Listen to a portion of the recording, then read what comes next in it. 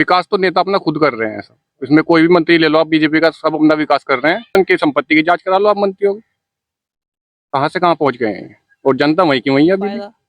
वही जीतेगा बीजेपी का, और कौन जीतेगा? पूरा देश में वही जीत रहे हैं। क्या जो मुजफ्फरनगर लोकसभा क्षेत्र में जो ऐसी कौन कौन से काम हैं जो होने आप चाहिए? देख लो, जिले में कोई नया अस्पताल बनाओ सरकारी, कोई नई योजना आई हो स्वास्थ्य के लिए, उसमें कहीं भी कुछ नहीं है। देख लो, जिले में कोई नया अस्पताल बनाओ सरकारी, कोई नई योजना आई हो स्वास्थ्य के लिए, उसमें कहीं भी कुछ नहीं है। हमारा रेलवे स्टेशन जो है जब अंग्रेजों के जमाने का ही था, अब देखो क्या हाल है स्टेशन की, कितना साफ सुथरा है। पहले हम खेती कर रहे थे, जाते पर बिजली नहीं आवती, जंगल में जाते वापिस चले जाते, अब 24 घंटे बिजली मिल रही। इलेक्शन कमीशन ने लोकसभा चुनाव की 7 चरणों में होने की घोषणा की है। यानी अगर मैं बात करूं प्रथम चरण की, तो प्रथम चरण में कैराना, मुजफ्फरनगर और सहारनपुर के अलावा ऐसी 8 लोकसभा सीटें हैं जहां पर प्रथम चरण में चुनाव होगा। लेकिन मैं मुजफ्फरनगर की जो लोकसभा सीट है, मैं यहाँ पर मौजूद हूँ। अगर भारतीय जनता पार्टी के कैंडिडेट की बात करूं तो 2 बार पहले भी सांसद रह चुके हैं, तीसरी बार भाजपा ने भरोसा जताते हुए संजीव बालियान पर भरोसा जताया है। अगर मैं इंडिया गठबंधन यानी समाजवादी पार्टी के प्रत्याशी की बात करूं तो उन्होंने अपना जो प्रत्याशी है हरेंद्र मलिक को बनाया है। मैं मुजफ्फरनगर लोकसभा क्षेत्र में पड़ने वाले एक कंपनी बाग में मैं मौजूद हूं। यहाँ पर 4 लोग बैठे हुए हैं। किन मुद्दों को देखते हुए इस बार लोकसभा चुनाव में वोट करेंगे और क्या क्या अभी सरकार में समस्याएं हैं। क्या नाम है आपका? अंकुर त्यागी। अच्छा, किसको वोट करना चाहेंगे और क्या मुद्दे होंगे, किन मुद्दों को देखते हुए इस बार आप वोट करने जाएंगे? वोट विकास के लिए की जाएगी भैया। क्या जो सरकार है, मौजूदा सरकार, उसने विकास किया है? विकास तो नेता अपना खुद कर रहे हैं सब। इसमें कोई भी मंत्री ले लो आप, बीजेपी का सब अपना विकास कर रहे हैं और जनता के विकास के नाम पे निसंकुच है। आपका नाम और किसको वोट करेंगे? अरविंद त्यागी। किसको वोट करेंगे इस बार? बीजेपी को। भाजपा को। क्यों भाजपा को वोट क्यों करेंगे? भाजपा को नोट करें, सबसे पहले तो सुरक्षा। जब से भाजपा सरकार उत्तर प्रदेश में आई योगी की, सब सुरक्षित है। रात को दिन में किसान कहीं भी बेफिक्र होकर जंगल को जा सके, रास्ते में कोई रोक टोक नहीं। बिजली की समस्या खत्म है, रास्ते सब ठीक है। कोई सड़क ऐसी नहीं गांव में जो सड़क ना हो। आप किसको वोट करना चाहेंगे और क्यों करना चाहेंगे? जी, मैं तो उत्तराखंड से बिलीव करता हूँ, हरिद्वार सीट से करता हूँ। गामली बेडी सतीश चौधरी मेरा नाम है। हमारे यहाँ तो कड़ा मुकाबला है जी, कांग्रेस और भाजपा। तो किसको वोट करेंगे? चलो वहीं की बात अगर हम करें तो किसको वोट करेंगे? मुकाबले पे आएगा गोपनीय होगी जी, हाँ कड़े मुकाबले पे आएगा, वोट गोपनीय है। तो वैसे अगर मैं सरकार की बात करूं तो सरकार द्वारा अभी वहां भी उत्तराखंड में भी भाजपा की सरकार है, क्योंकि केंद्र में भी भाजपा की सरकार है और वहाँ के प्रदेश में भी। और अगर मैं यूपी की बात करूँ, यूपी में प्रदेश में भी भाजपा की सरकार है। तो क्या भाजपा ने जो काम किए हैं, जिनको आप पसंद करते हैं कि भाजपा ने जो जो सही काम किए हैं, मैं इनको देखते हुए तो भाजपा को वोट दूंगा या किसी और को वोट दूंगा? क्योंकि आप गोपनीय की बात कर रहे हम अपने यहाँ की बता रहे थे उत्तराखंड के। हमारे यहाँ तो मतलब उस प्रदेश को, सेंट्रल में किसी की रहो, प्रदेश में किसी की भी रहो, उसे पूरा सहयोग मिला जिस प्रदेश सरकार को, चाहे कांग्रेस की हो।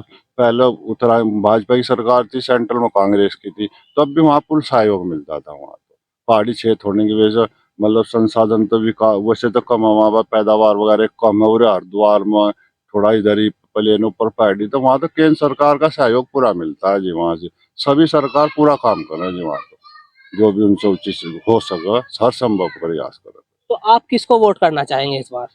वोट तो हम निर्दलीय प्रत्याशी सुनील त्यागी को करेंगे वोट। सुनील त्यागी जी। और भी मैदान है क्या? भारतीय जनता पार्टी ने भी अपना प्रत्याशी उतारा है, समाजवादी पार्टी ने भी अपना प्रत्याशी उतारा है और बहुजन समाज पार्टी और अन्य दलों ने भी अपने प्रत्याशी उतार दिए हैं।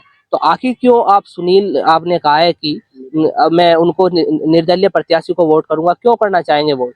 जितने भी जो पार्टी से प्रत्याशी हैं सब अपना विकास के चक्कर में लगे हुए हैं, इस वजह से हमने निर्दलीय उम्मीदवार को उतारा है, वो हम वोट करेंगे।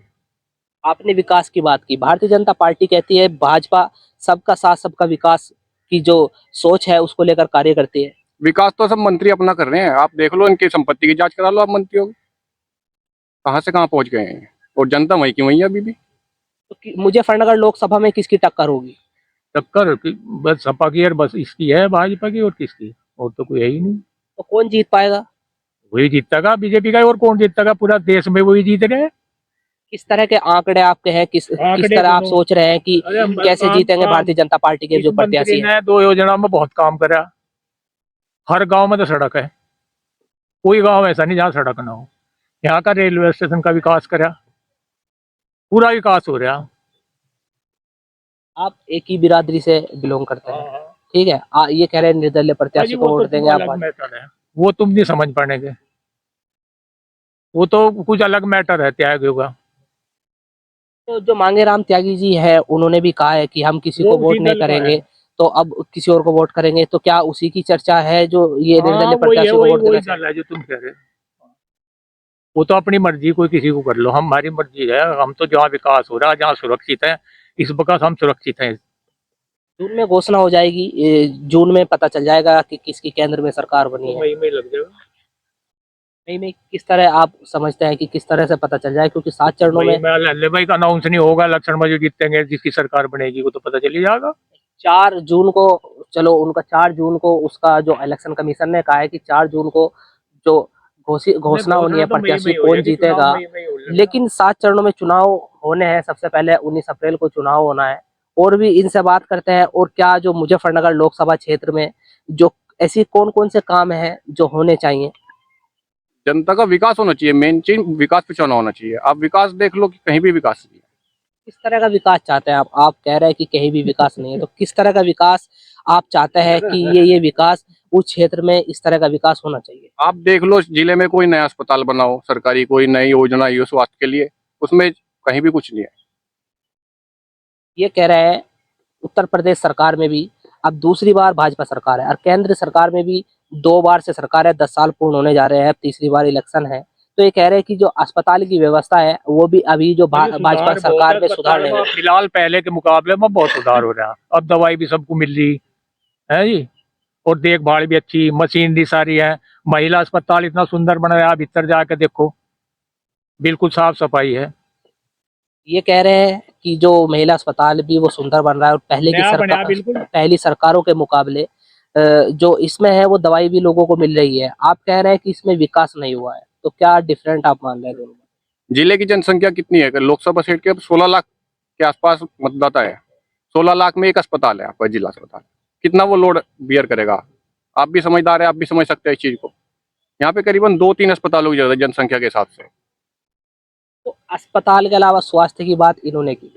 तो अगर मैं बड़े मुद्दे की बात करूं, क्योंकि आप उत्तराखंड से आते हैं, तो जो सबसे बड़ा मुद्दा है क्या है? किन मुद्दों को देखते हुए किस पार्टी को वोट करेंगे? उनके पास नेता नहीं, इसलिए भाजपा को वोट करेंगे, नेता नहीं। किस तरह का नेता आप चाहते हैं? किस नेता को? आपने कहा है कि विपक्ष में नेता नहीं है, तो भारतीय जनता पार्टी की अगर मैं बात करूं, तो किस चेहरे को आप पसंद करते हैं जिसके नाम पर आप भारतीय जनता पार्टी को वोट करने जाएं? भारतीय जनता पार्टी में तो भाई अगर चेहरा देखा जाए तो भाई मोदी जी नजर आ रहे, या भाई विपक्ष के पास पहले रही नहीं इंदिरा जी जैसा नेता नहीं होना कोई। इंदिरा जी थी तो मोदी जी से भी सुपर थे वो। इंदिरा जी के बाद राजीव जी आए, उनकी हत्या हो गई थी, उसके पास विपक्ष को नेता ही नहीं मिला।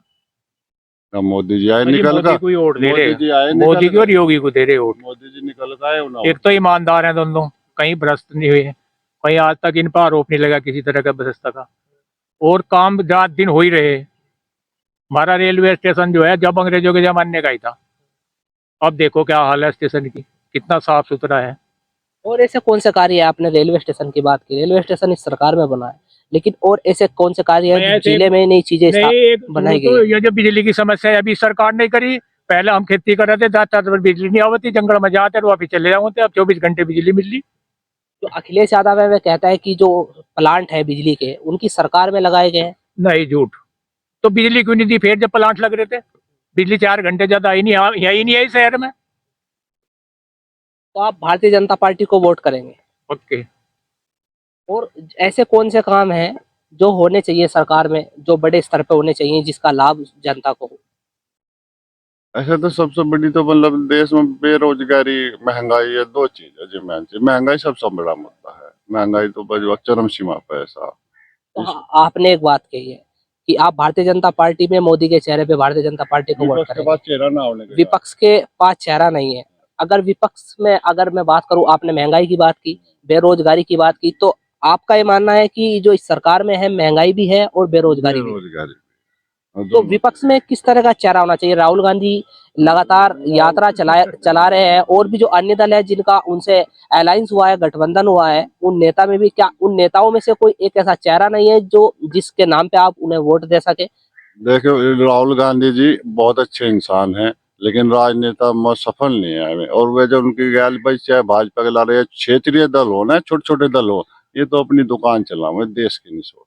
ये कह रहे हैं कि भारतीय जनता पार्टी कि सरकार में महंगाई भी है, बेरोजगारी भी है, लोगों महंगाई को तो भाई रोजगार भी सबकी नहीं भाई है, पहले भी थी अब भी है या तो रहेगी। जब जनता पॉपुलेशन जब लोग कम नहीं होने की देश की, महंगाई को तो कोई भी नहीं रोक सकता। सबसे पहला मुद्दा है जनसंख्या का। तो बेरोजगारी की भी बात की है, सरकार कहती है भारतीय जनता पार्टी की कि सबसे ज्यादा रोजगार देगी, रोजगार का वादा तो करते हैं, जनता मेले भी तो लगाते उतनी हैं। बढ़ने लग रही भाई, बेरोजगारी तो नहीं हो रही, जनता कितनी बढ़ रही। पहले पॉपुलेशन जब लोग नहीं होने का, जब लोग होने कोई भी नहीं खत्म कर सकता भाई। मान लिया ये पद एक लिख रहा है, जनता 100 है वहां बढ़ने वाले। समस्या तो ये जनसंख्या की है, ये इसे कहाँ कंट्रोल कर लेगा कोई, किसी को होती नहीं है। तो आपका क्या कहना चाहेंगे बेरोजगारी और महंगाई को लेकर? इनकी जो राय है वो बेरोजगारी और महंगाई बढ़ रही है, इनका कहना है कि जनसंख्या बढ़ रही है, इसी वजह से महंगाई और लोगों को रोजगार नहीं मिल रहा है।